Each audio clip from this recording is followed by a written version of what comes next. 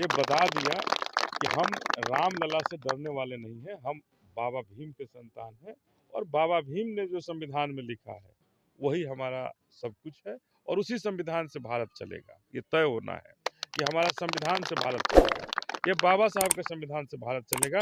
ये न मोदी से चलेगा न शाह से चलेगा, ये बाबा साहब के संविधान से भारत चलेगा। अनिल कुमार जिंदाबाद, अनिल कुमार जिंदाबाद, जिंदाबाद। अभी आपको क्या लग रहा है कि देश संविधान से नहीं चल रहा है?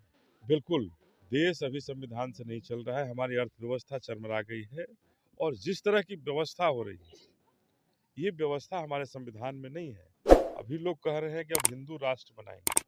हमारे सबसे पहला संविधान की धज्जियां उड़ाने की प्रयास किया जा रहा है कि हिंदू राष्ट्र। हमारे संविधान में पहले लाइन में है कि हम धर्मनिरपेक्ष हैं। तो हिंदू राष्ट्र की कल्पना करने वाले तो देशद्रोही हैं, उन पर सजा होनी चाहिए, जो सरकार नहीं तय कर रही है। बहुजन समाज पार्टी निश्चित रूप से जब सरकार आएगी तो ऐसे लोगों पर जो हिंदू राष्ट्र की मांग कर रहे हैं, खड़े होकर के मांग कर रहे हैं, खुलेआम मांग कर रहे हैं, इन पर निश्चित रूप से कार्रवाई होगी। 1984 के बीएसपी और अब के बीएसपी में क्या अंतर है? देखिए, धार और बढ़ी है। 1984 में हमारी शुरुआत हुई थी, आज धार और बढ़ी है। हमारे ऐसे बुजुर्ग भी हैं तो हमारे साथ नौजवान भी जुड़े हैं और ऐसे स्थिति में निश्चित रूप से बहुजन समाज पार्टी का धार बढ़ा है, हमारे हाथी का धार बढ़ा है और माननीय काशीराम साहब का जो मिशन था और हमारी आदरणीय बहन जी ने जो उस मिशन को और बाबा साहब के सपने को पूरा करने के लिए बहुत तेजी से काम कर रही है और आकाश आनंद जी के नेतृत्व में अभी युवाओं की काफी बड़ी फौज बहुजन समाज पार्टी में शामिल हो रहा है। 2024 और 2025 के चुनाव में बहुजन समाज पार्टी की भूमिका कैसा होगा बिहार?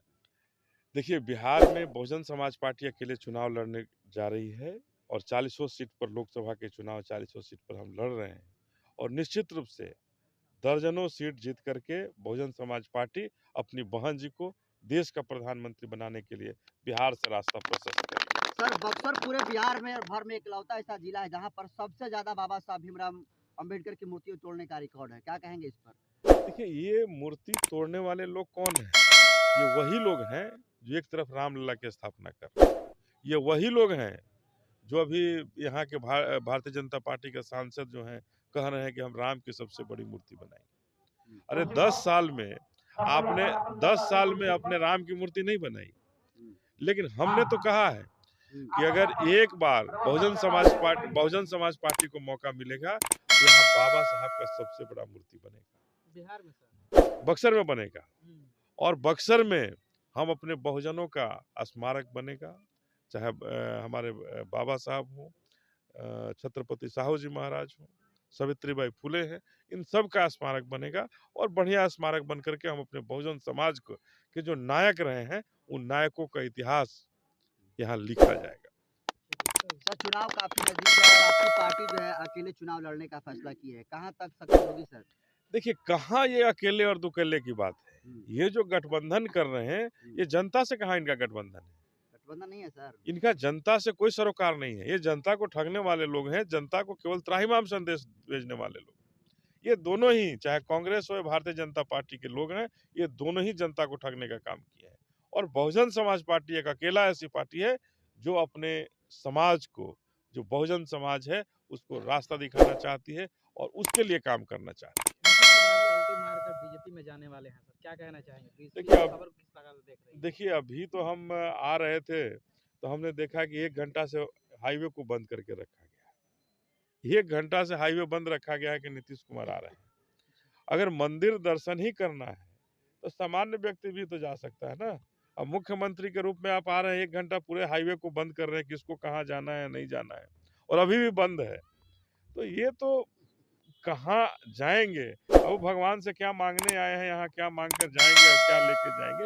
ये लालू जी कह रहे हैं कि मूर्तियों को कांचीराम ने बनाया लेकिन मायावती जी डुबा रहे हैं। अरे भाई, लालू जी ने कहाँ उत्थान किया?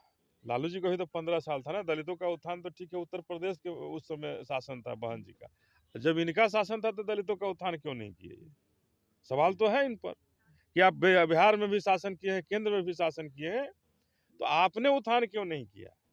हमारी बहन जी दलितों का उत्थान हमेशा करने में लगी हैं और दलितों का उत्थान करेंगी। लालू यादव जैसे नेता से कभी उम्मीद नहीं कर सकता है कोई दलित। नीतीश कुमार से कोई उम्मीद बहुजनों के नेता कहे जाते हैं। नीतीश कुमार से कोई उम्मीद नहीं कर सकता है। ये बहुजनों को ठगने वाले लोग। सर लोग कहते हैं लालू प्रसाद यादव ने खाटी पर बैठने का अधिकार दिया है। देखिए, घाटी पर बैठ करके हमारे कितने लोगों की हत्या कराने का भी अधिकार उन्होंने दिया। हमारे कितने लोग हत्या के शिकार हुए। एक डीएम थे हम, जी कृष्णैया हमारे डीएम हुआ करते थे, बहुजन समाज से आते थे। उनकी हत्या कराए थे लालू यादव के शासन में हुआ था और नीतीश कुमार के शासन में उसके हत्यारों को छोड़ दिया गया। ये किसका देन था? ये हमारे बहुजन नायक हो जाएंगे कभी?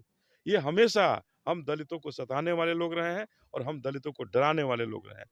पिछड़ों अति पिछड़ों को डराने वाले लोग रहे हैं। इनसे कभी भी हमारा बहुजन समाज का कल्याण और बहुजन समाज का हित नहीं हो सकता है। कर्पूरी ठाकुर को भारत रत्न मिल गया है सर, और मांग हो रहा है कि कांसी राम को भी भारत रत्न दिया जाए।